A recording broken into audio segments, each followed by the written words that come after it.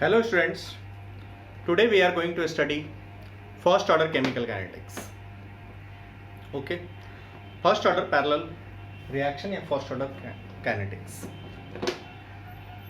हम लोगों ने पिछले दिन ये देखा था, देखो A to B और A to C means reactant is A, but from reactant two reactions can happen. A से B भी बन सकता है and A से C भी बन सकता है.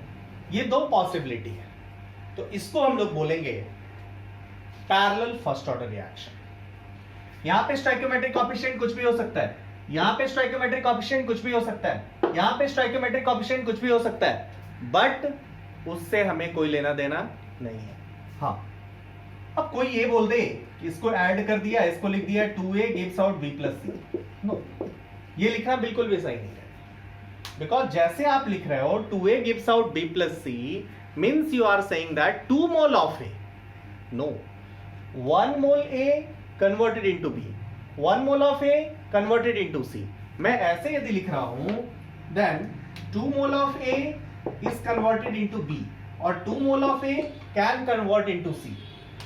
आइदर ये और ये नहीं कि 2 मोल ऑफ ए बी और सी दोनों बना दे रहे हैं, ऐसा नहीं हो रहा है. यहां पे 1 mole of A 1 mole of B में कन्वर्ट हो रहा है, 1 mole of C 1 mole of सी में कन्वर्ट हो रहा है.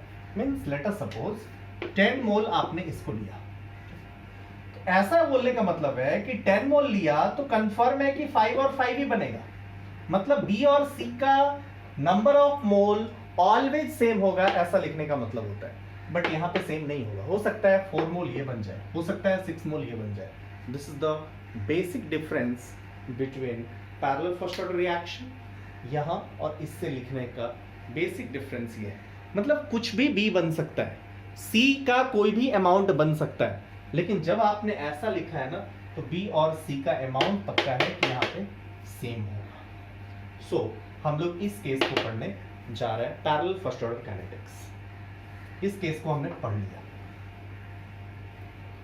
नाउ इसमें क्या बातें करनी है, कैसे कैसे बातें करनी है, जरा जल्दी जल्दी से करते हैं.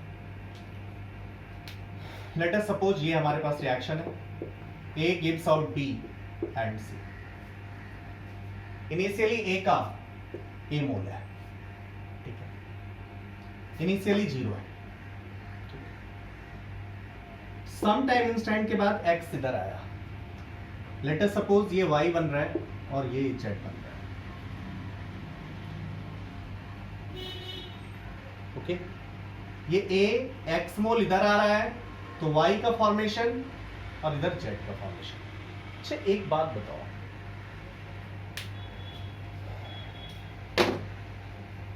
जितना ये क्या कह रहा है, 1 mole of a will convert into 1 mole of B.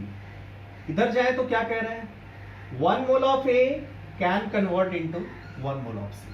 यदि टोटल X मोल इधर गया है, या आप ऐसे समझो इधर Y मोल बना है, मतलब इस पार्ट में A का इधर कंजम्पशन Y मोल रहा होगा. And if Z mole of C is formed, then obviously you will tell yes Z mole of A इस रास्ते से गया है, means Z mole of A is converted into C.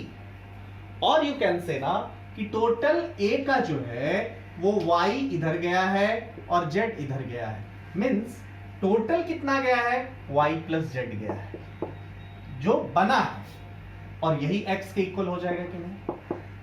Again I am repeating what I am telling to you. This reaction tells you 1 mole of A will form 1 mole of B. If Y mole of B is formed, that means that you have reacted Y mole of A into this path. Means Y mole of A इस path पे react किया है, Z mole of A इस path पे react किया है. Total कितना react किया, Y plus Z.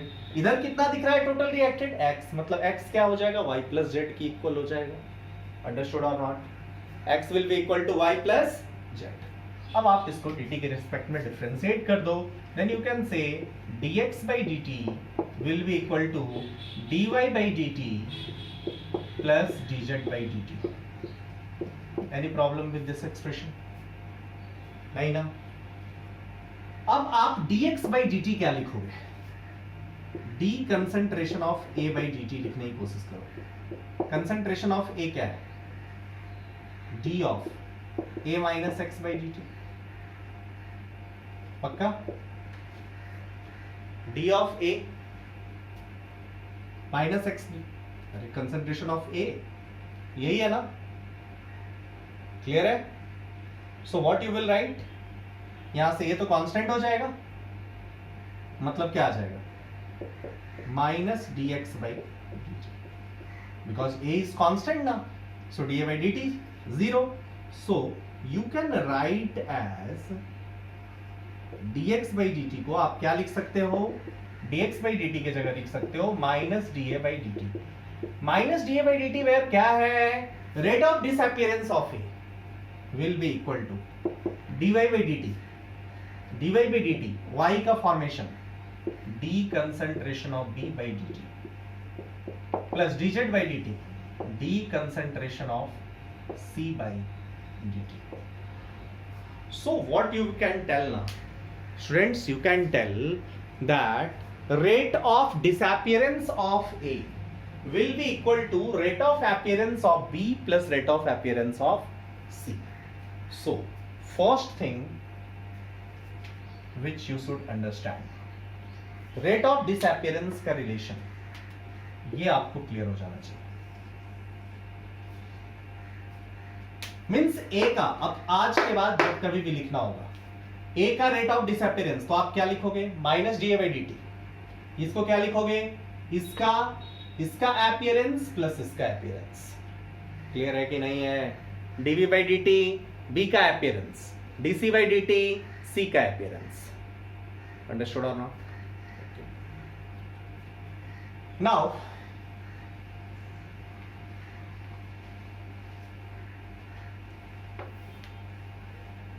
हम लोग यहां से एक चीज कंक्लूड किया. क्या हम लोगों ने कंक्लूड किया?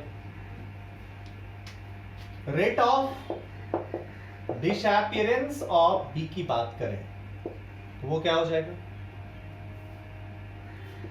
D B by sorry rate of appearance of B d B by D t. Rate of appearance of C d concentration of C by D t. इन दोनों रेट्स को आप यदि बोलोगे, इन दोनों रेट्स को आप एक्सपेरिमेंटल रेट लॉ के साथ क्लब अप करो, हमारे पास क्या था? A gives out B, A gives out C. हमारे पास ये रिएक्शन था. अब इसको आप थोड़ा क्लब अप करने की कोशिश करो. मतलब यहां पे आप क्या बोलोगे? Minus d by D T along this path will be equal to dv by dt.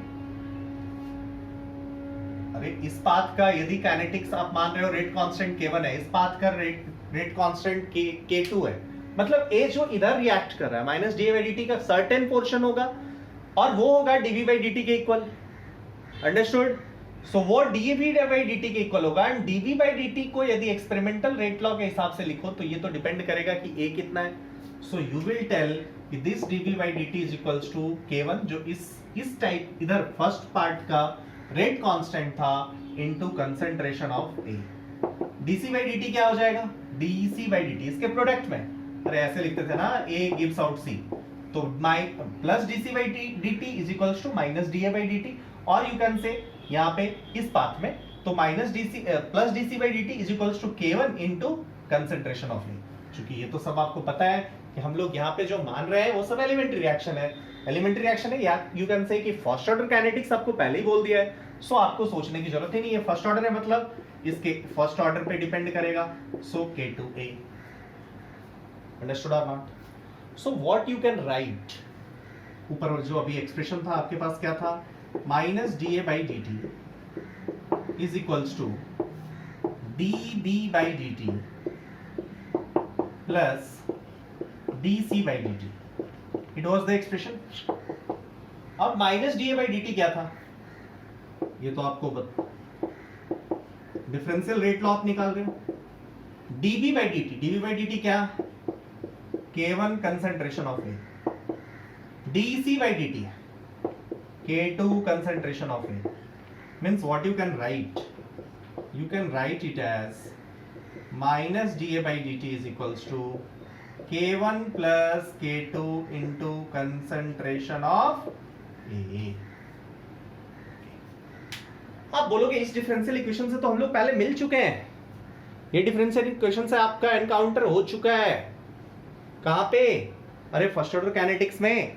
First order kinetics में यही वाला डिफरेंशियल इक्वेशन तो हम लोगों ने सॉल्व किया था, और सॉल्व करके क्या निकाला था? हम लोगों ने बोला था भैया minus d A by D t, यहां से जो आएगा minus d A by D t that will be equals to K1 plus K2, इसको कुछ कर लिख दो K dash into concentration of A। तो यहां से हम लोग लिख सकते हैं a concentration of A at any time T is equals to T equals to 0, मतलब A not e to the power K dash, और K डैश क्या है? K1 प्लस K2 है T।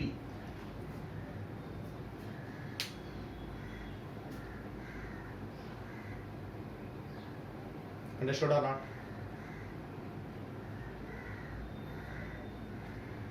पर इसको सॉल्व किया था हम लोगों ने, फिर वैसे ही सॉल्व करेंगे, यही वाला आना है।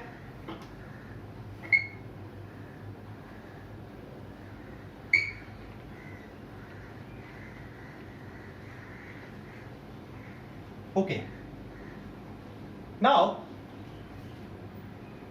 हाफ लाइफ की बात कर रहे हैं। हाफ लाइफ बोलोगे सब कुछ मैथमेटिक्स तो पूरा सेम ही रह गया। जब मैथमेटिक्स सेम रह गया, इसी डिफरेंशियल इक्वेशन को तो सॉल्व करके लाया, बस k की जगह k डैश हो गया, मतलब t half equals to what?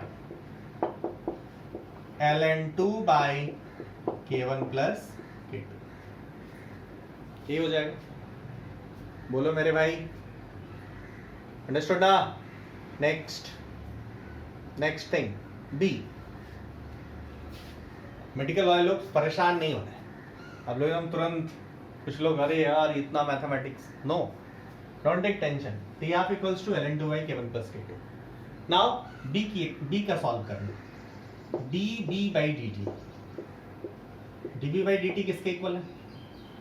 k1 into concentration of A, K1 into concentration of A, और concentration of A at any time T है, ए ना? सो हम लोग इसको लिख सकते हैं K1 A नॉट, आगे e to the power put कर दिया minus K1 plus K2 into T।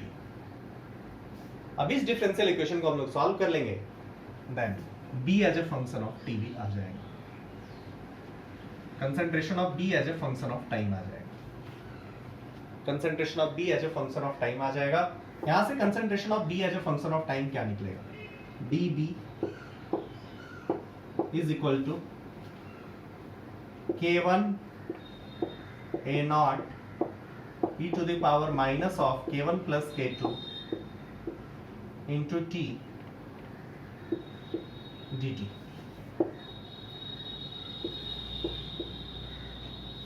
ठीक, सॉल्व कर लें। dB का integration concentration of B is equals to K1 A naught, constant है, बाहर आ गया, okay, e to the power minus x का integration, e to the power minus x लिख दिया। अब इसके साथ x तो है नहीं, केवल x का कुछ कॉफिशिएंट भी है, उसको लिखना पड़ेगा, प्लस कुछ इंटीग्रेशन कांस्टेंट, उसको पुट किया। Can you find out integration constant? Yes, at t equals to 0 you know, at t equals to 0 क्या हो जाएगा? Concentration of B equals to 0 हो जाएगा ना? बोलो मेरे भाई, at t equals to 0 concentration of B is equals to 0, यहाँ पे 0 पुट किया, इज इक्वल्स टू, यहाँ पे ये तो 1 हो जाएगा, K1 A not divided by minus of K1 plus K2 plus C। What it means that C equals to what? K1 A naught by K1 plus K2। Substitute कीजिए, C को एक काम करो, यहाँ पे C का जगह पे इंटीग्रेशन कांस्टेंट को Z रख दो, क्यों? क्योंकि C एक सब्सटेंस के नाम के लिए भी यूज हुआ है। Understood?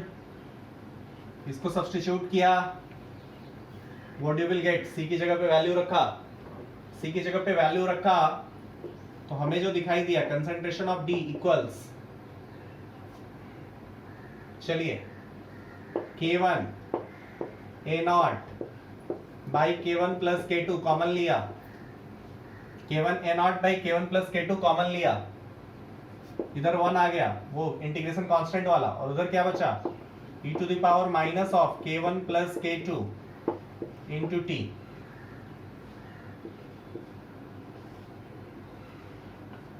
This is the final expression for concentration of B। T equals to 0 put करो, देखो ये 0 दिख रहा है। यस, क्लियर है? T equals to infinite put करो, T equals to infinite put करोगे, this one is 0 means K1 A0 by K1 plus K2 means concentration of B at T equals to 0। अरे तो होना ही था, B प्रोडक्ट साइड में था, कुछ तो नहीं आता, so concentration of B should be 0। Concentration of B जब T टेंड्स टू इनफाइनाइट, ये वाला पूरा 0, e to the power minus infinity, ये 0 क्या आ गया?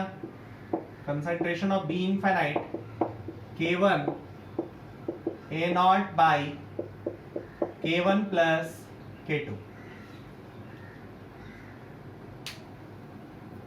ठीक है भैया?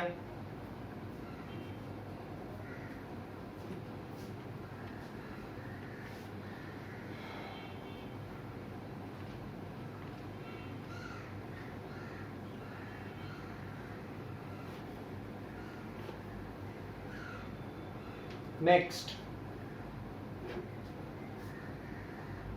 अब जैसे आपने कंसंट्रेशन ऑफ B सॉल्व कर लिया, वैसे ही कंसंट्रेशन ऑफ C सॉल्व कर सकते हैं क्या?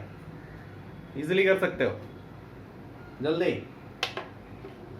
कंसंट्रेशन ऑफ C ऐसे ही सॉल्व करेंगे, कंसंट्रेशन ऑफ C सॉल्व करेंगे, मुझे बताइए क्या एक्सप्रेशन आएगा? कर लो भाई, बहुत इजीली सॉल्व करके ला सकते हो, कोई रॉकेट साइंस नहीं, it's too easy.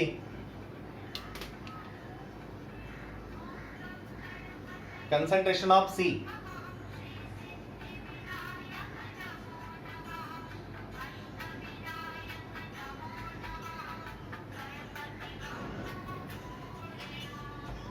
Concentration of C यहां से जो दिख जाएगा, जस्ट आपको दिखाई देगा concentration of C at any time T का एक्सप्रेशन निकाला जाए, जस्ट थोड़ा चेंजेज है, K2 A0 by K1 plus K2 आया यहाँ पे जहाँ पे K1 है वही बस चेंज किया है, बाद बाकी सब सेम। अंडरस्टूड और नॉट? मैं यही लिख देता हूं, just I am writing here concentration of C, B को हटाया, C लिख दिया, K1 की जगह K2 हो गया, यहाँ पे तो K1 और K2 दोनों है, सेम कहानी।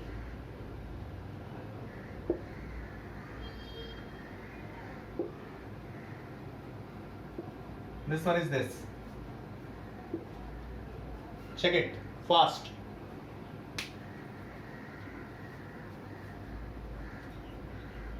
आ रहा है ना? फटाफट चेक करो। I think you will get this. It's too easy.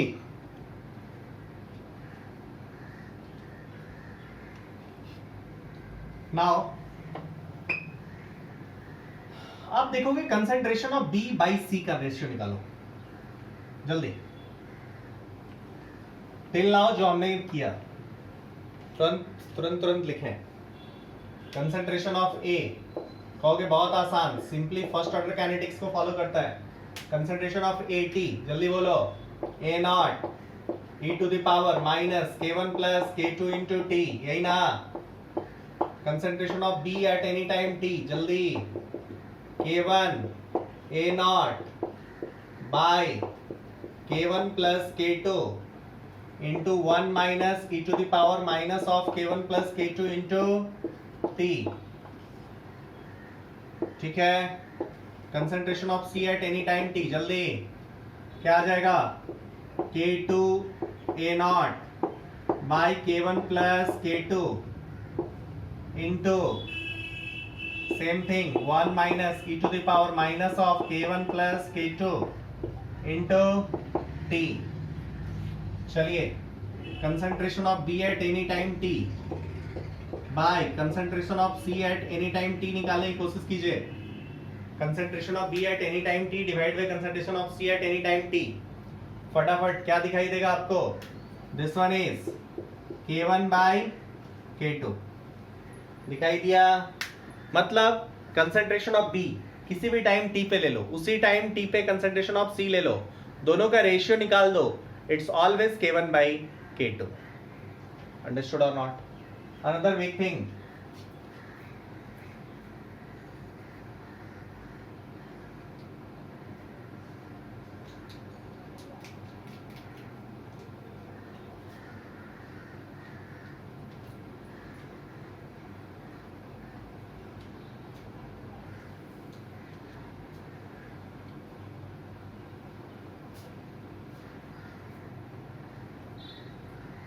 हो गया.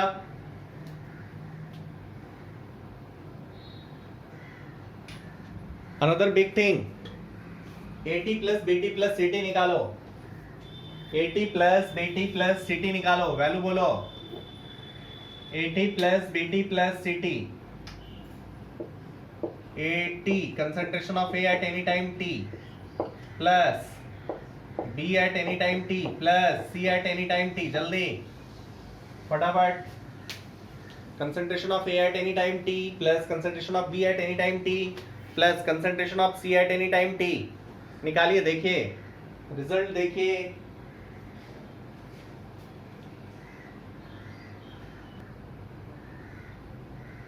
जल्दी बताओ क्या आ रहा है. हो गया होगा. This one is A0. दूसरा मेथड खुद ही सोचना, जो तुम गधा वाला काम किए हो, पूरा जोड़ के निकाले हो, ऐसे भी आपको दिखेगा, तुरंत दिख जाता कि यही आना है. अंडरस्टूड और नॉट? क्लियर होगा मेरे भाई?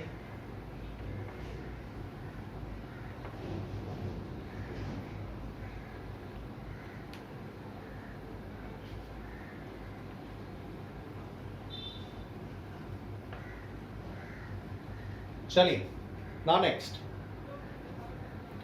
अब इफ स्टोइकियोमेट्रिक कोफिशिएंट मैं चेंज कर दूं, देन व्हाट विल हैपन.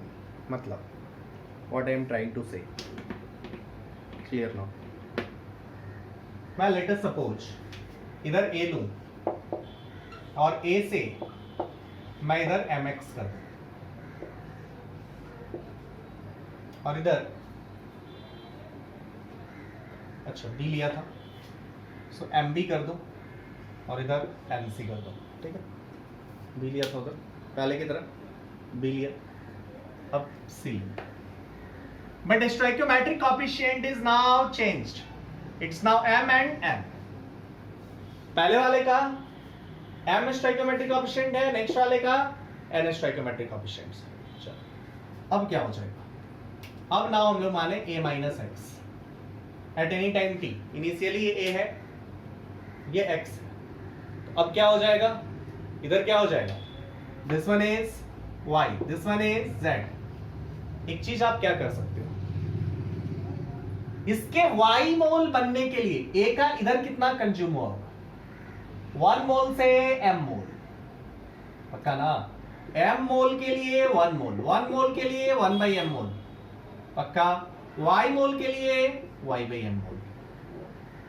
मतलब y by मोल इधर, y by m इधर कंज्यूम हुआ.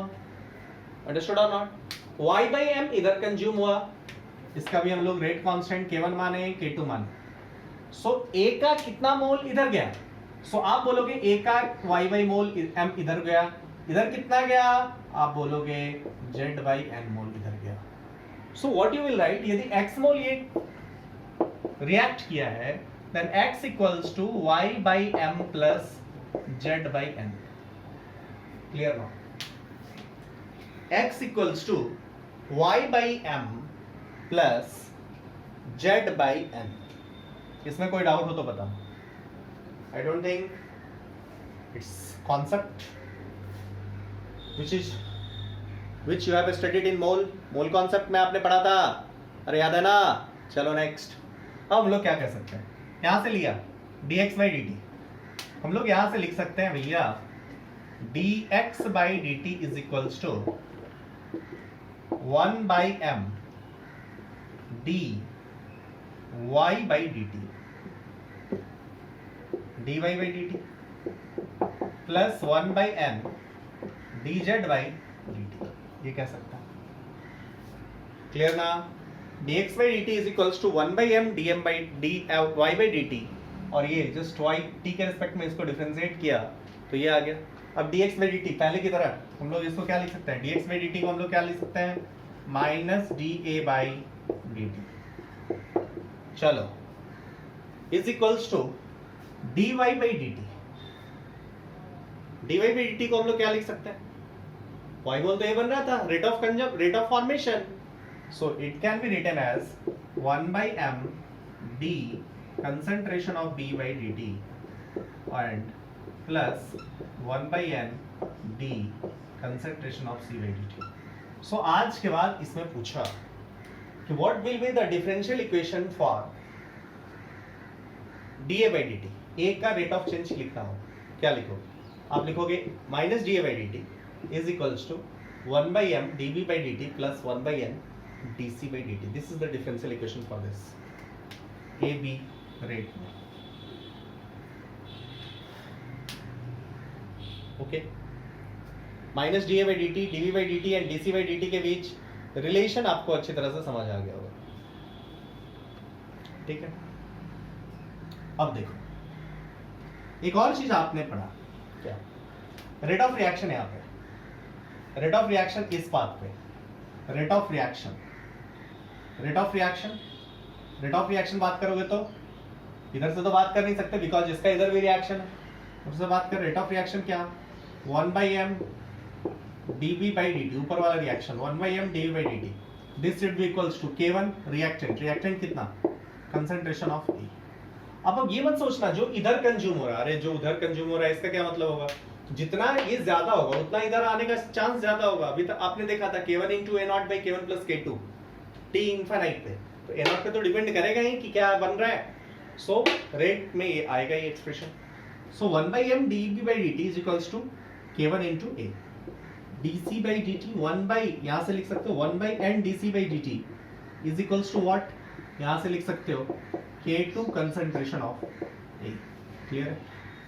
It should be clear. Understood or not? अब जरा आप यहाँ से पुट करो तो आपको दिखाई दे देगा माइनस dA by dt और dV by dt.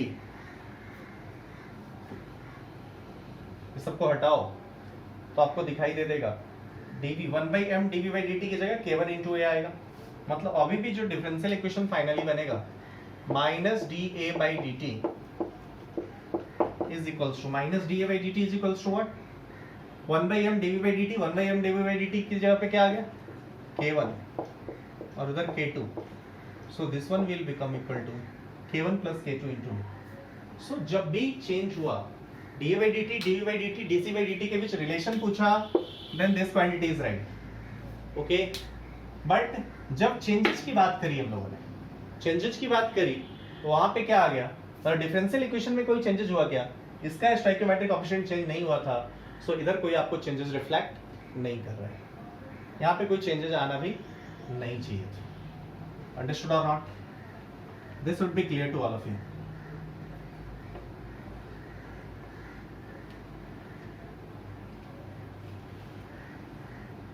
नाउ यहां से सॉल्व करेंगे तो कंसंट्रेशन ऑफ ए तो आ जाएगा. Solving this concentration of A at any time t A0 e to the power minus K1 plus K2 into t. Understood or not? Concentration of B or C निकालना है, it's your job. Concentration of B C निकालना है, B T by B at any time T and C at any time T निकालना है, it's your job. Concentration of B at any time T बताना है क्या होगा, मतलब final things आपको बताना है। कंसंट्रेशन ऑफ ए टी मैंने लिख दिया, B at any time T का एक्सप्रेशन लिखना है, C at any time T का एक्सप्रेशन लिखना है। फिर नेक्स्ट क्या, B T by C T का एक्सप्रेशन लिखना है, B at any time T by और and C at any time T का इक्वेशन लिखना है। फिर आपको एक और चीज चेक करना है, eighty plus BT plus eighty कुछ आ रहा है रिलेशन क्या, आए तो ठीक, ना आए तो भी ठीक, देख लेना। अंडरस्टूड और नॉट? सो इतना काम फटाफट कर लेना है, तभी हम लोग लाइव क्लास में आगे कुछ क्वेश्चंस लेंगे। ओके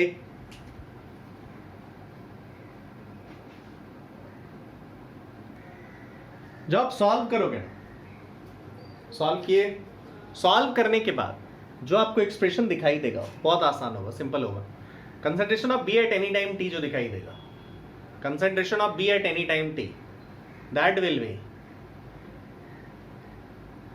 बी आपका जस्ट m टाइम्स हुआ होगा, मतलब आ जाएगा वो m1 इंटू m1 टाइम्स पिछला वाला, मतलब वो आ जाएगा m1, पिछला वाला कितना आया था, k1 by k1 plus k1 divide by k1 plus k2 into a0 into 1 minus e to the power minus k1 plus k2 into t, मतलब जस्ट पिछला वाला जो b का एक्सप्रेशन था उसमें जस्ट m टाइम्स मल्टीप्लाई हो जाएगा, पिछला वाला c का जो था उसमें जस्ट n टाइम्स मल्टीप्लाई हो जाएगा, मतलब वो दिखाई देगा आपको n into k2 by k1 plus k2 into a0 divide in multiplied by 1 minus e to the power minus k1 plus k2 into t। Understood और नॉट? ये आपको समझ में आ जाएगा। Second thing, concentration of B at any time T by C at any time T, वो तो आपको सीधा दिख रहा होगा, m बाई n रेशियो हमेशा फॉलो करेगा। m इंटू k1, मतलब पहले जो आया था m k1 बाई k2 आया था, अब आ जाएगा m k1 divided by n k2। Understood और नॉट? जो पहले रेशियो था उसी से आपको दिख जाएगा। क्लियर है? So parallel first order reactions का हम लोग लाइव क्लास में क्वेश्चंस लेंगे, कुछ क्वेश्चंस करेंगे, उससे समझने की कोशिश करेंगे क्या क्या किया जा सकता है, उस पर क्या क्या क्वेश्चंस और बनाया जा सकता है। Now will come to sequential, पहले हम लोग लेंगे reversible reaction.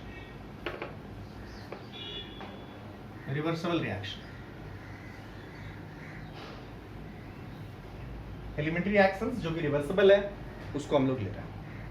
Okay, now reversible reactions के काइनेटिक्स को कैसे हम लोग देखेंगे। This one is a reactant and B is product, Kf is forward rate constant and Kb is backward rate constant. Okay.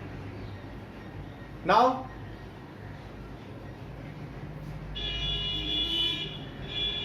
हम आप पहले डिफरेंशियल इक्वेशन लिखने की कोशिश करें। डिफरेंशियल इक्वेशन लिखना आपको आ गया मीन्स आप इजिली काम कर सकते हो। कि स्टूडेंट्स अभी तक हम लोगों ने जितना भी बातें करा था, हम लोग रिवर्सिबल रिएक्शंस पे पहुंचे। अभी तक हम लोगों ने जितना भी केमिकल रिएक्शंस की बात करा था, मतलब जितना भी काइनेटिक्स में रिएक्शंस की बात करे थे, उसमें हम लोगों ने रिवर्स रिएक्शन की पॉसिबिलिटी को नहीं देखा था। रिवर्स रिएक्शन की पॉसिबिलिटी को हम लोगों ने बिल्कुल ही इग्नोर कर दिया था। ठीक है, मतलब उसमें जो रेट हम लोग स्टडी कर रहे थे उसमें बैकवर्ड रिएक्शन को हम लोगों ने इंपॉर्टेंट नहीं माना था। बट आपको ही पता है कुछ ऐसे रिएक्शंस होंगे जो इक्विलिब्रियम के क्लोज पे जाने पे फॉरवर्ड एंड बैकवर्ड दोनों काइनेटिक्स को अफेक्ट करेगा, मतलब फॉरवर्ड भी रिएक्शन जाएगा और बैकवर्ड भी जाएगा। तो इक्विलिब्रियम के क्लोजर जाने पे दोनों इस टाइप का काइनेटिक्स इंपॉर्टेंट हो जाएगा। सो हम लोग इस काइनेटिक्स को थोड़ा ऑब्जर्व करें, इसमें क्या क्या चेंजेस है, क्या क्या अच्छा चीज़ दिख रहा है। For net exam differential equation इसका लिखना भी बहुत इंपॉर्टेंट है। ठीक है, तो इस रिएक्शंस को हम लोग देखें तो हमें क्या दिख रहा है, हमें जो यहाँ से दिख रहा है A to B, A से B का बनना दिख रहा है, A से B का बनना दिख रहा है। और इसका यदि हम लोग रेट लिखें, रेट ऑफ फॉर्मेशन लिखें, तो मुझे दिखाई देगा इसका स्पीड ऑफ रिएक्शन यदि आप लिखने की कोशिश करें तो this one is K forward into concentration of A दिखाई देगा। So this one is KF into concentration of A दिखाई देगा। दूसरा मुझे जो दिखाई दे रहा है वो BA में भी कन्वर्जन हो रहा है, BA में कन्वर्जन हो रहा है। अब BA में जब कन्वर्जन हो रहा है, इसका यदि हम लोग रेट दिखाई दे तो ये आपको क्या दिखाई देगा, KB into concentration of B दिखाई देगा। सो A में जो चेंजेस हो रहा है, अब A में देखो A कुछ बन भी रहा है और कुछ A यहां से A बन रहा है और यहां से डिसोसिएट हो रहा है। सो आप यदि ओवरऑल रिएक्शन लिखने की कोशिश करो dA/dt, A में चेंजेस को लिखने की कोशिश करो, A में change, rate of change of A with respect to time, तो A क्या हो रहा है, इधर से इधर A टू B जा रहा है, तो A मतलब A का डिक्रीमेंट हो रहा है। डिक्रीमेंट का रेट क्या है, डिक्रीमेंट का रेट KF इंटू A है। तो KF इंटू A ये तो दिखा रहा था कि रेट इधर जा रहा है, मतलब A डिक्रीज कर रहा है, डिक्रीज कर रहा है। यहाँ पे तो मैंने माइनस साइन लिया नहीं, सो इसको हम लोग क्या लिखेंगे, minus KF into concentration of A। Why इधर क्या हो रहा है, A फॉर्म हो रहा है, मतलब A with respect to time ये वाला फैक्टर क्या होगा, बढ़ाएगा और ये वाला फैक्टर घटाएगा, तो ये वाला क्या आ जाएगा, KB into concentration of B। Understood और नॉट, ध्यान दीजिए। सो ओवरऑल जो आपको dA/dt दिखेगा वो KB into concentration of B A को बना रहा है और ये इधर से इधर जा रहा है, मतलब dA/dt लिखे तो माइनस KF भाई, यही तो लिखते थे आप, minus dA/dt KF into concentration of A, और इधर से ये फॉर्म कर रहा है, सो KB इंटू कंसंट्रेशन ऑफ इसका रिएक्टेंट ये है, इसका रिएक्टेंट ये है, सो इसके रिएक्टेंट के लिए KF into concentration of A, इसके लिए KB into concentration of B। इससे A बढ़ रहा है और एक से घट रहा है, सो दोनों का साइन अपोजिट अपोजिट दिख रहा है। अंडरस्टूड और not, this should be clear to all of you, this should be clear, understood. अब हम लोग यहां से देखेंगे कि इसको हम लोग सॉल्व कैसे करें। एक और बात इंपॉर्टेंट आपको दिखाई देगी, क्या dA बाई आप dt जो देख रहे हो, इसमें जरा आप देखो कि यदि ये A है, इनिशियली A है, तो ये 0 है, अंडरस्टूड। x से ये डिक्रीज किया है, A माइनस x, तो ये कितना है, x है। Means concentration of A plus concentration of B की बात करें तो ये हमेशा A0 के इक्वल है, t इक्वल्स टू 0 पे, जो कंसंट्रेशन है उसके इक्वल नहीं। Concentration of A plus concentration of B is just equals to A0, it should be clear, understood. अब हमें डिफरेंशियल इक्वेशन एक्चुअली A के टर्म्स में सॉल्व करना है, हमें वैसा ही ऑप्शंस भी तो लेना होगा सच दैट ये इजीली सॉल्व हो जाए, अंडरस्टूड। क्लियर है, होना चाहिए आपके दिमाग में कोई डाउट नहीं होना चाहिए, ओके। अब इसको सॉल्व करना है, जस्ट इसको सब्स्टिट्यूट कर दो। दूसरे भी तरीके हो सकते हैं यहाँ पे सॉल्व करने के ढेर सारे तरीके हो सकते हैं, हमने जस्ट इस चीज को यूज कर लिया, concentration of A plus concentration of B is equals to A0, इसको सब्स्टिट्यूट किया, minus KF into concentration of A plus KB concentration of B at any time P है, उसको हम लोग क्या लिख सकते हैं, A0 minus concentration of A लिख सकते हैं, बोलो मेरे भाई, अंडरस्टूड और दूसरे तरीके से भी आप कर सकते हो, मैं ऑलवेज बोल रहा हूं you can solve it another method also, understood. लेकिन इस तरीके से क्या हुआ, इस तरीके से क्या हो गया, just one variable concentration of A के टर्म्स में आ गया, जो हम लोग जानते हैं उसी के टर्म्स में आ गया है ये। जस्ट इसको थोड़ा सा देखिए, ये क्या हो जाएगा, AB इंटू, अंडरस्टूड, ये वाला क्या हो गया, A, यहां भी A minus KF plus KB, understood, तो यही तो इंटू ये क्या है, dA बाई dt।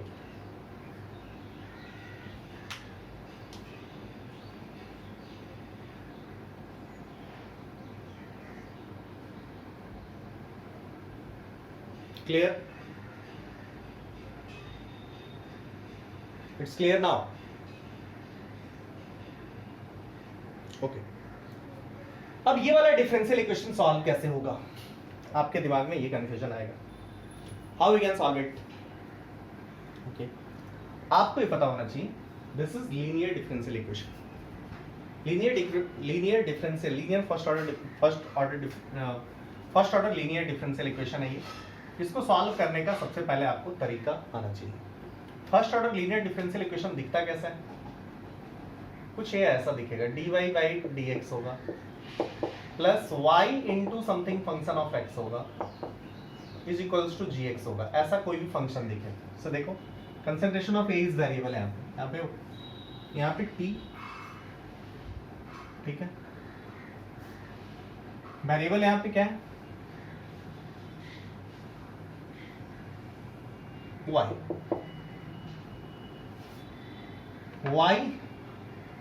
कुछ x का फंक्शन x है, और फिर यही y का डेरिवेटिव x का फंक्शन, और इसी का कुछ सर्टेन फंक्शन से मल्टीप्लाई। ओके, हम लोग यहाँ देखिए concentration of A dy by dx, और ये जो x t का फंक्शन है, कंसंट्रेशन ऑफ ए देखें तो t का फंक्शन ही है। अंडरस्टूड और नॉट? कुछ इस ढंग का जब भी आपको सिनेरियो दिखेगा, this one is linear first order differential equation. अब linear first order differential equation को कैसे सॉल्व करते हैं ये आपको पता होना चाहिए, ठीक है। अभी हम लोग कब पढ़ेंगे? ऑब्वियसली हम लोग लास्ट चैप्टर पढ़ेंगे। जिनको भी पता है पहले मुझे ये सॉल्व करके आप बताओ कि इसका सॉल्यूशन क्या आएगा, इसका सॉल्यूशन क्या होगा।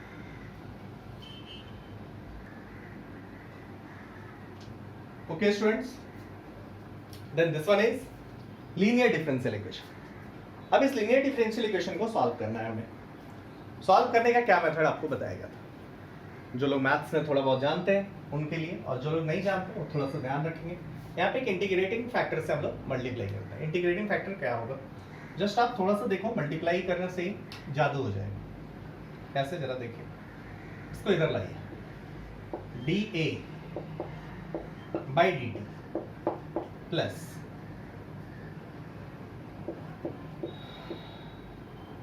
k plus kb into concentration of A is equals to kb into concentration of A naught. कोई दिक्कत नहीं है, मेडिकल वाले लोग छोड़ सकते हैं, उनके लिए जो पॉइंट्स बोल दूंगा वहीं से क्वेश्चन पूछना चाहिए, अदरवाइज नहीं पूछेगा। सॉल्विंग का पार्ट आपका नहीं है, सॉल्विंग आपको नहीं करना है, तो जस्ट देखना है कि हाँ कुछ हो रहा है ऐसा। ओके, क्वेश्चन यदि इससे आता है डिफरेंशियल इक्वेशंस को छोड़ के नेट एग्जाम के लिए, तो आई थिंक आपको याद तो कुछ रहेगा नहीं, सो आपको छोड़ देना ही बेटर रहेगा। वैसे मैं पूरा लिख के आपको दिखा दूंगा, ध्यान रख जाए तो ठीक है, नहीं तो छोड़ दीजिए। I think you should escape. Now DA by dt की बात करें, इसमें जस्ट आप एक काम करो, एक इंटीग्रेटिंग फैक्टर क्या मल्टीप्लिकेशन होता है, यहाँ पे इंटीग्रेटिंग फैक्टर होता है वो e टू द पावर जो a को छोड़ के मल्टीप्लाइड है दिस इंटू dt, तो ये आ जाएगा e to the power k plus K B into T. दोनों साइड आप मल्टीप्लाई करो e to the power k plus K B into T से, तो ये वाला पहला वाला जो पॉइंट है वो क्या दिखेगा, k plus K B into T D A by D T, ये दिखेगा प्लस प्लस वाला। आगे आपको क्या दिखेगा, इधर भी मल्टीप्लाई किया था आपने k प्लस के बी, ठीक है, into A into concentration of A E to the power k plus K B into T, ठीक है, अंडरस्टूड। इसको थोड़ा इधर लिख लो, कोई दिक्कत तो है नहीं। इज इक्वल्स टू के बी ए नॉट, और इस पे मल्टीप्लाई हमने क्या किया था, दोनों side k plus K B into T से पूरे में। मतलब हम लोगों ने अभी एक स्टेप जस्ट किया है, multiplying whole equation by E to the power k plus K B into T और इंटीग्रेटिंग फैक्टर। जब भी लीनियर डिफरेंशियल इक्वेशन सॉल्व करना हो, a के साथ जो हो उसको ले लो e to the power integration, ये जो साथ में k plus K B into जो वेरिएबल है, इससे मल्टीप्लाई ऑलवेज करना पड़ेगा। सो मैंने इसी को मल्टीप्लाई किया तो ये क्या आ गया, ई to the power K plus K B into T. Just इससे हमने मल्टीप्लाई कर दिया पूरे इक्वेशन में, पूरे इक्वेशन में मल्टीप्लाई कर दिया, ये जादू दिख रहा है। अब जरा देखो तो ये वाला दोनों एक डिफरेंशिएशन के फॉर्म में सज गया है, क्या है ये। अब जरा देखना जो मैं लिख रहा हूँ, D of concentration of A into E to the power K plus K B into T. Now variable is this, इसका डी ले, डी ले तो जरा देखो चेक करो, R I N K B into E naught E to the power K plus K B into T D T. जल्दी जरा check करो, इसका डिफरेंशिएशन किया D A by D T, या डी ए हुआ, डी टी को इधर लिया, चलो अभी आप इधर ही ले लो, अब ठीक है। ये क्या आ गया, D A by D t, D A by D t, इसको एज इट इज छोड़ दिया, u इंटू वी से डिफ्रेंशिएट करो, u इंटू वी से डिफ्रेंशिएट करोगे तो ये आ जाएगा, पहले इसका डिफ्रेंशिएशन, इसको एज इट इज छोड़ दिया, फिर इसका डिफ्रेंशिएशन, इसका डिफ्रेंशिएशन क्या आ जाएगा, e to the power k plus K B into T, e to the power x का एज इट इज जो दिख रहा है इंटू के एफ प्लस के बी, और इसको ऐसे छोड़ दिया। तो आपको दिखेगा ये कि जस्ट इसका डेरिवेटिव है, ओके। सो मैं जस्ट इसका डेरिवेटिव के फॉर्म में लिख दिया, इसको dt कर दिया और अब इंटीग्रेट कर दिया। dx का इंटीग्रेशन x होता है, सो इसका इंटीग्रेशन क्या हो गया, concentration of a e to the power k plus kb into t. This one is the integration for this, and this will be equal to what? This will be equal to kb a naught e to the power k plus kb, ये तो पूरा constant है, बाहर लाओ, e to the power x का integration x divided by इसका जो coefficient है that is k plus kb plus integration constant, मैंने मान लिया कुछ z है, इंटीग्रेशन कांस्टेंट। क्लियर है भैया, पूरा मैथमेटिक्स चल रहा है, ये मैथमेटिक्स का ही पार्ट है, मैथमेटिक्स से ही अब आपको डील करना था। मैंने डायरेक्टली नहीं लिखा, मेरे पास दो ऑप्शन है, या तो डायरेक्टली लिख दे नहीं तो छोड़ दूँ। मैं थोड़ा सा समझा दे रहा हूँ because you are now you have some available videos, तो आप जब भी मैथ्स वाले लोग ये पढ़ेंगे तो वीडियो रिविजिट कर लेंगे, आई थिंक आप ज़्यादा अच्छे से सॉल्व कर लेंगे मेरे से, आप लोग मेरे से अच्छा है, okay. Now at t equals to 0 बात करें, at t equals to 0 concentration of a क्या होगा, आप बोलोगे concentration of a naught equal हो जाएगा, पुट कीजिए पूरे इक्वेशन में, t इक्वल्स टू 0 पुट किया, concentration of a naught, so this one is a naught is equals to, ये वाला पूरा खत्म, z, अंडरस्टूड ना, z, और ये वाला क्या आ जाएगा, k b by k plus K B into A naught, understood, clear है, ये आ जाएगा ना। अब आप पूरे इक्वेशन को डिवाइड करो, हमें निकालना क्या है, z की जगह इसको सब्स्टिट्यूट कर दो, z यहाँ से आ जाएगा, ठीक है।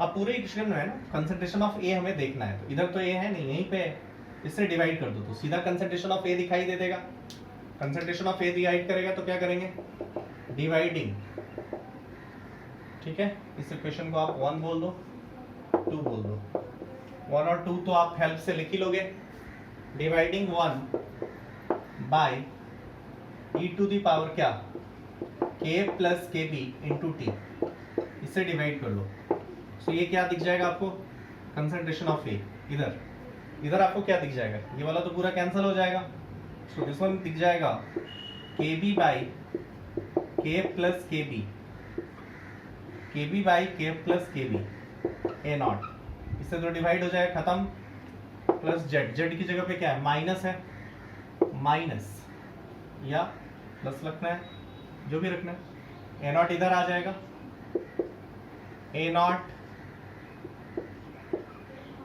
ठीक है, ए नॉट कॉमन आ गया, ए नॉट कॉमन हो गया, बाय या 1 माइनस दिस वन क्या KB by K plus KB,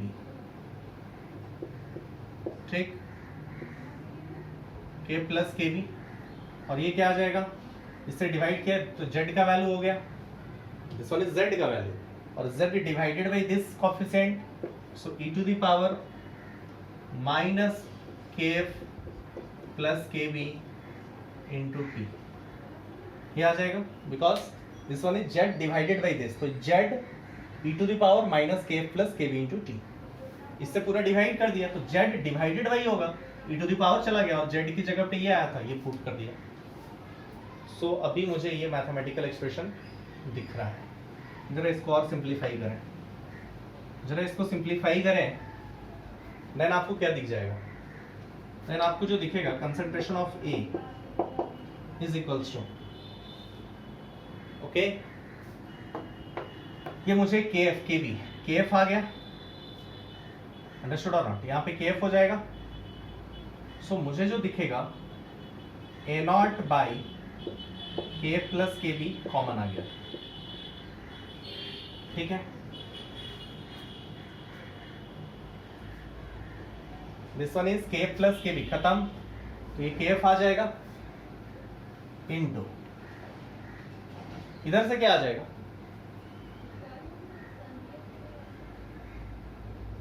A0 by K1 plus K2 आ गया, अब इधर से क्या आ गया, इधर से आ गया KB, और इधर से क्या हो जाएगा plus KF into e to the power minus KF plus KB into T,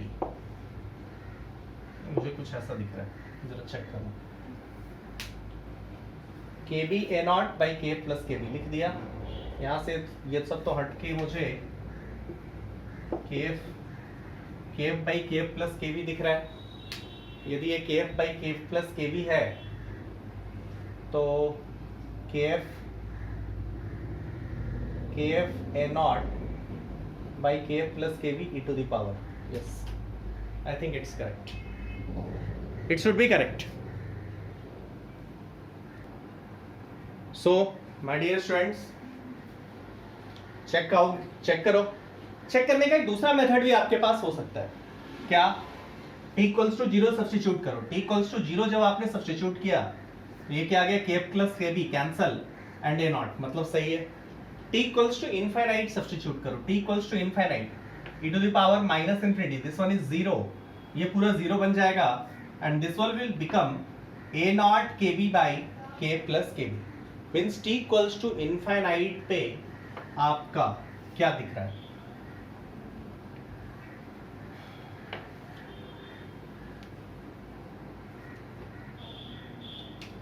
for t tends to infinite, t को इनफाइनाइट लिया, कंसंट्रेशन ऑफ A क्या दिखा, ये वाला पूरा 0, KB into A0 by K plus KB, ये दिख गया, as you know that concentration of A plus concentration of B at any time A0 के इक्वल हो जाएगा, अंडरस्टूड और नॉट, जब ये आप जानते हो तो इसको जस्ट यूज कर लो,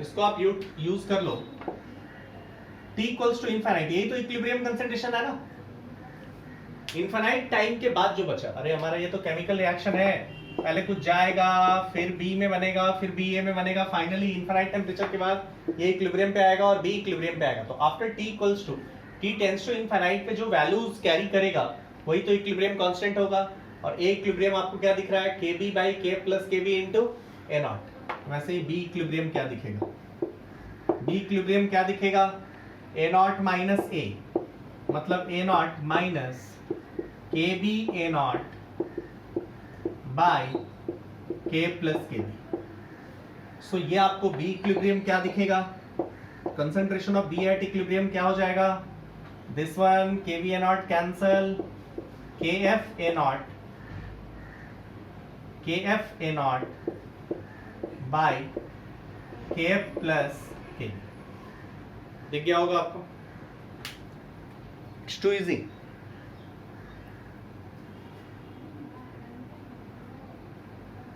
okay,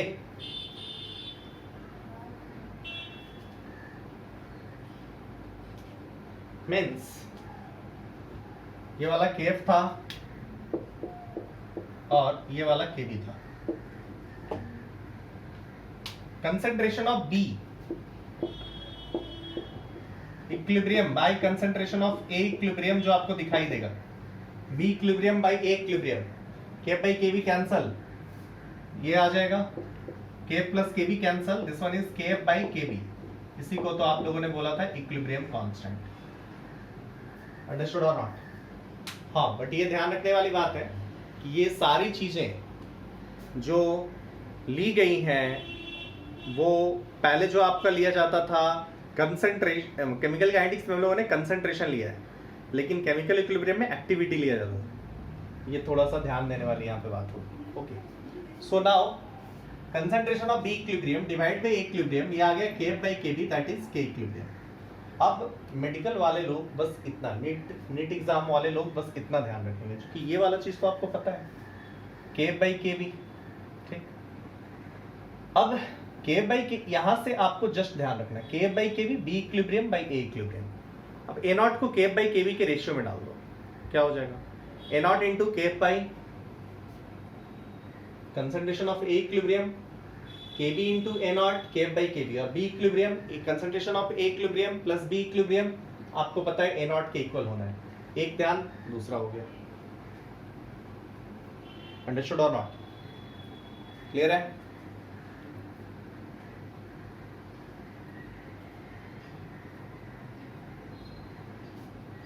clear?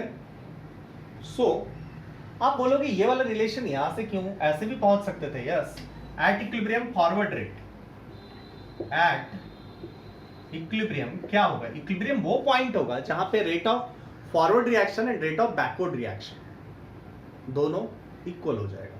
Means K F into concentration of A forward rate है, K B into concentration of B के इक्वल हो जाएगा। मीन्स इक्विलिब्रियम पे दोनों रेट इक्वल हो जाएगा। अभी तो इक्विलिब्रियम पे जितना ए बी में कन्वर्ट होगा उतना ही बी ए में कन्वर्ट होगा, मतलब जितना ए बी में, so rate of forward reaction और rate of backward reaction should be equal. कर दिया। सो यहां से क्या आया? So B equilibrium by A equilibrium, this one is equals to K by K B. यहां से भी आप रीच कर सकते हैं, नो इश्यू।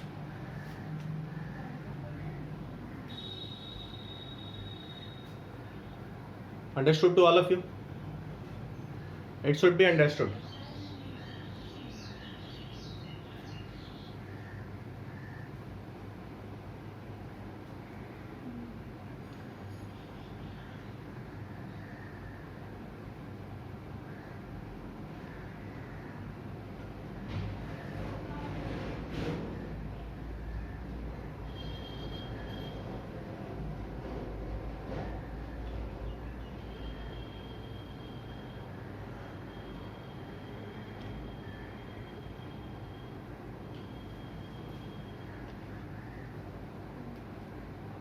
ठीक है?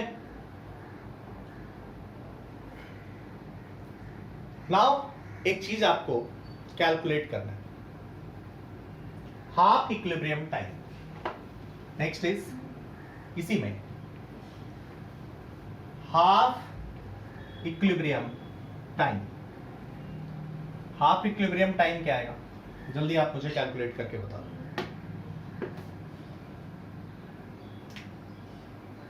हाफ इक्विलिब्रियम टाइम,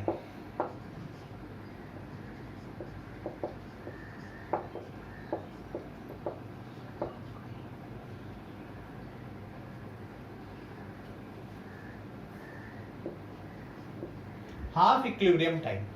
चलिए, हाफ इक्विलिब्रियम टाइम जल्दी देखिएगा, वहां से जो भी आएगा ये आपका आना चाहिए।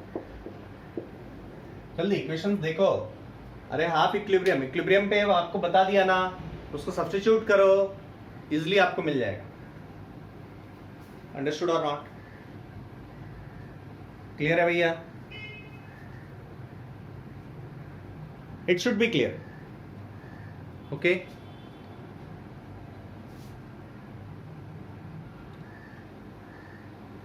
our next part is sequential reaction.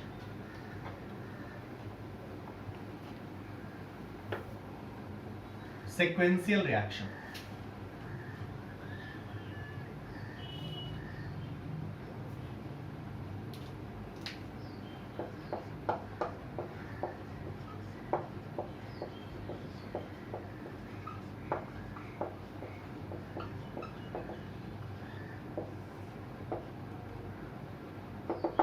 मतलब लोग क्या बोल रहे हैं, सीक्वेंस में रिएक्शन ए, समथिंग कुछ इंटरमीडिएट आई बना और फिर ये इंटरमीडिएट बी में बन गया,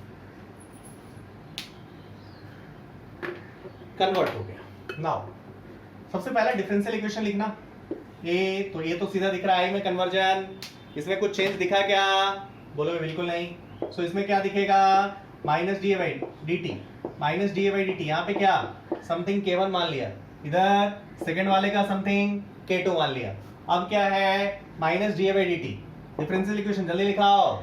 यहाँ पे K1 रेट कांस्टेंट हुआ ना, इसमें तो कुछ दिख नहीं रहा है यार, ये सब तो फर्स्ट ऑर्डर सीधा सिंपल है ना। सो K1 इंटू कंसंट्रेशन ऑफ ए हो जाएगा। अरे क्लियर होगा? इसमें कोई चेंजेस नहीं, कुछ नहीं, ये तो सब आता ही है। सो मुझे तो सीधा दिख जाएगा ना, concentration of A at any time T, क्या दिखेगा? A naught E to the power minus K1 into T. इसमें कोई चेंज नहीं होगा, चाहे पहले जैसा पहले इसको दिख रहा था ए से आई, फर्स्ट ऑर्डर काइनेटिक्स, इसको क्या लेना देना है? हाँ, यहाँ पे इसको आई को लेना देना है। आई बन भी रहा है फिर टूट भी रहा है। सो जब आई के लिए आप डिफरेंशियल इक्वेशन लिखेंगे, मींस फॉर इंटरमीडिएट जब आप डिफरेंशियल इक्वेशन लिखोगे, तो ये आपको क्या हो जाना चाहिए? ये आपको दिखना चाहिए भैया ए इस रिएक्शन से फॉर्म कर रहा है।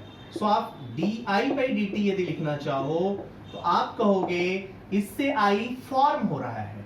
आई के फॉर्म होने का रेट क्या है? सो पॉजिटिव, ऑब्वियसली फॉर्म है, so it's positive, hence it should B K1 into concentration of A। And I dissociate हो रहा है, ये इसका रेट कांस्टेंट K2 है, सो आई का रेट डिसोसिएट हो रहा है, means I is decreasing with respect to time, so it must be negative. For making it negative, one minus sign is introduced and what I am writing is minus K2 and reactant में इधर I है, so मैंने लिख दिया। Clear? अब इस differential equation को आपको सॉल्व करना है। I का as a function of time निकालने के लिए आपको ये डिफरेंशियल इक्वेशन सॉल्व करना पड़ेगा। इस इक्वेशन के सॉल्यूशन के लिए हमें पता है कि दो वेरिएबल है A, I, T। Actually I A भी चेंज कर रहा है, I भी चेंज कर रहा है और T भी। यहाँ पे तीन वेरिएबल है। सो पहले तो वेरिएबल के नंबर को घटाएं, वेरिएबल के नंबर को घटा के 2 करें। वो कैसे करेंगे? ऑब्वियसली A का फंक्शन आप जानते हो, A as a function of T जानते हो, आप इसको सब्स्टिट्यूट कर दो। इसको सब्स्टिट्यूट कर दोगे तो आपको क्या दिखेगा? D I by D t is equals to K1 A की जगह पे क्या दिखेगा? A not e to the power minus K1 into t, ये दिख गया, माइनस K2 इंटू आई, लिख दिया। अब फिर आपको ये कुछ दिख गया होगा, ये अब आपको कुछ दिखाई दे दिया होगा। D I by D T, I का फंक्शन और समथिंग कांस्टेंट, टी का function just function of T, लेकिन आई यहां पे नहीं है। This is which kind of equation? अभी हम लोगों ने सॉल्व किया था। This is first order linear differential equation. This is first order linear differential equation. और मैंने आपको बताया first order linear differential equation को जब भी सॉल्व करना है, this is first order linear differential equation, और इसको जब भी सॉल्व करना है तो दोनों साइड आपको क्या करना है? E, मतलब इसका फॉर्मेट क्या होता है? dy by d x plus y into something function of x equals to gx, ऐसा होगा। ठीक है, जैसे यहाँ पे देखो dy बाई dx कुछ i है y की जगह और x की जगह t है, तो यहाँ पे समथिंग दिख रहा है। अरे k2 कुछ कांस्टेंट है तो वो भी तो x का फंक्शन मान ही सकते हो ना, t का फंक्शन मान सकते हो यार, उसमें क्या है, k2 टाइम का फंक्शन नहीं है तो नहीं है, पावर 0 पे डिपेंड कर रहा है। और ये समथिंग आपको कुछ x का फंक्शन कांस्टेंट, लेकिन इधर y कुछ भी नहीं होना चाहिए, ये वाला इंडिपेंडेंट वेरिएबल नहीं होना चाहिए। डिपेंडेंट वेरिएबल मतलब सुनो सुनो, d independent variable, x independent variable, y is dependent variable, i dependent variable, t independent variable, कोई सा भी टाइम लो। Okay, dependent variable sorry independent variable का फंक्शन उधर, इंडिपेंडेंट वेरिएबल का फंक्शन उधर, dependent variable into something independent, dependent variable into something independent, मतलब ये लीनियर डिफरेंशियल इक्वेशन दिख गया। अब ये लीनियर डिफरेंशियल इक्वेशन को सॉल्व करने के लिए आपको पूरे इक्वेशन में क्या करना पड़ता है, e टू द पावर यहाँ पे जो है y को छोड़ के इंटीग्रेशन fx dx से मल्टीप्लाई करना पड़ता है पूरे इक्वेशन में। e to the power fx dx से आपको पूरे इक्वेशन को मल्टीप्लाई करना पड़ेगा। सो आप पूरे इक्वेशन को e to the power fx dx से मल्टीप्लाई कीजिए। मल्टीप्लाई करेंगे तो क्या आ जाएगा इक्वेशन, बहुत जल्दी आप बता देंगे, e to the power k2 into t आपको दिखाई देगा। अंडरस्टूड और नॉट? सो आपको ये क्लियरली दिखाई दे रहा होगा भैया इस पूरे इक्वेशन में हमें e to the power k2 into T से मल्टीप्लाई करना पड़ेगा। Okay, so e to the power k2 into T से आप मल्टीप्लाई कर दो, आपका काम बन जाएगा। Integrating factor e to the power k2 into t है। सो आप क्या बोलोगे, पूरे रिएक्शन में e to the power k2 into T से मल्टीप्लाई करोगे और सॉल्व करोगे। आपके पास जो बनेगा सॉल्व करोगे, multiplying equation number 1 by e to the power k2 into t, multiply करके। एक मैंने इस तरीके का सॉल्व किया है, एक मैंने सॉल्व किया है, अब ये आपका काम है कि इसको अच्छे से सॉल्व करना। ठीक है, सॉल्व करने के बाद आपको क्या दिखेगा, वो इक्वेशन जस्ट आप मल्टीप्लाई करो, e to the power k2, मुझे भी थोड़ा दिख जाएगा, e to the power k2 t तो है नहीं, into d I by D t, d concentration of I by D t, plus k2 i into e to the power k2 t। Clear, is equals to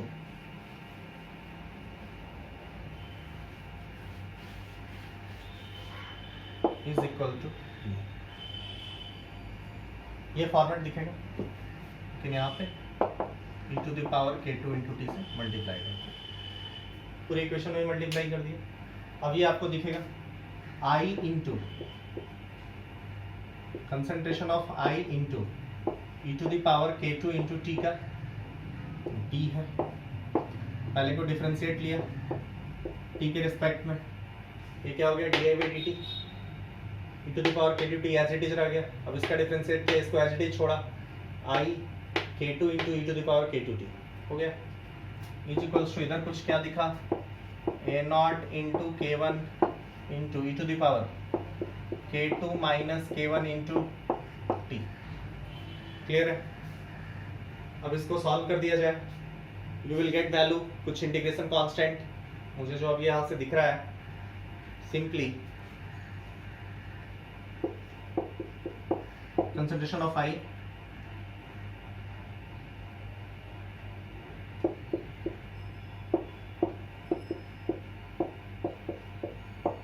तो आ ही जाएगा k1 a not k2 minus k1, साथ को कुछ cancel हो गए, e to the power minus k1 t minus k2 t।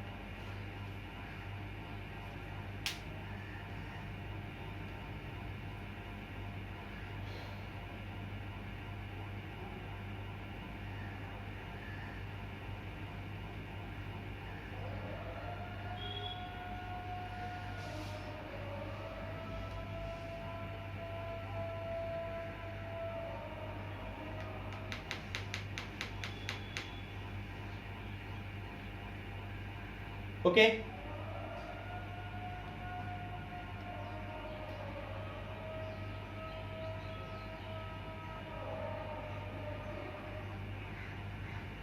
Now इसी के help से स्टूडेंट्स आपको दिख जाएगा समथिंग कांस्टेंट लोगे, फिर जीरो करोगे at t equals to zero, concentration of I zero, वहां से ये समथिंग कुछ दिखेगा।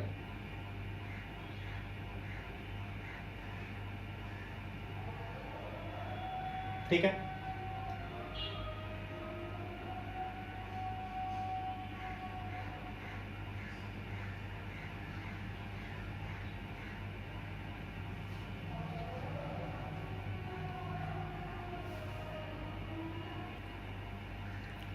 now students we have to define concentration of P as a function of time. concentration of P as a function of time कैसे निकलेगा? बहुत easy है।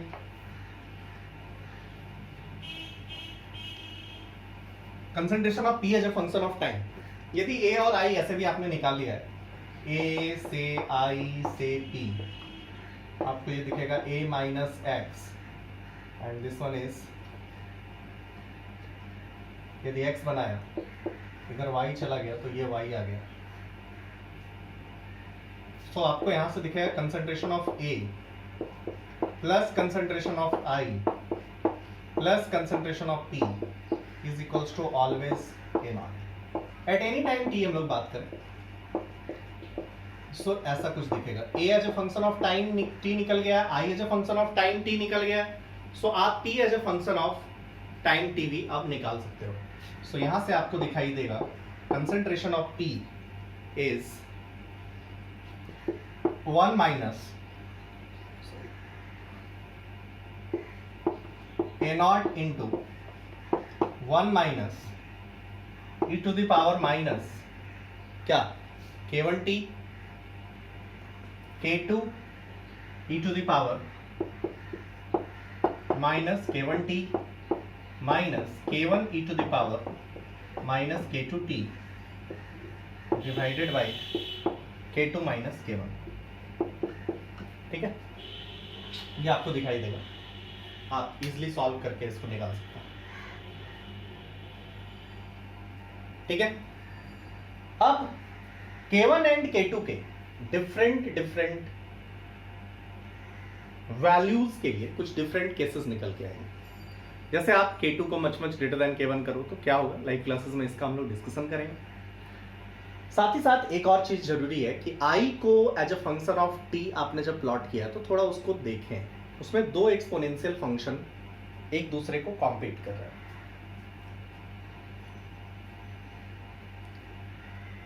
ठीक, एक वो टाइम इंस्टेंट लेगा, जब आप उसको di by dt करोगे तो di by dt को जब आप चेक करोगे तो आपको दिखाई देगा कि एक इंस्टेंट ऑफ टाइम पे वो जीरो हो रहा है। इसका मतलब क्या है, I जीरो से शुरू हुआ है, समथिंग मैक्सिमल लिया है और उसके बाद वो डिक्रीज किया है। मतलब एक ऐसा इंस्टेंट ऑफ टाइम है जिस इंस्टेंट ऑफ टाइम के लिए concentration of I is maximum. So you have to find out this. सो क्वेश्चन आपके सामने एक होगा, calculate time t for which concentration of intermediate is maximum. Calculate time t for which concentration of intermediate is maximum. इसके साथ साथ हम लोग ग्राफ्स और ढेर सारी बातें इसमें K1 और K2 के बारे में लाइव क्लास में देखेंगे। Okay, thank you.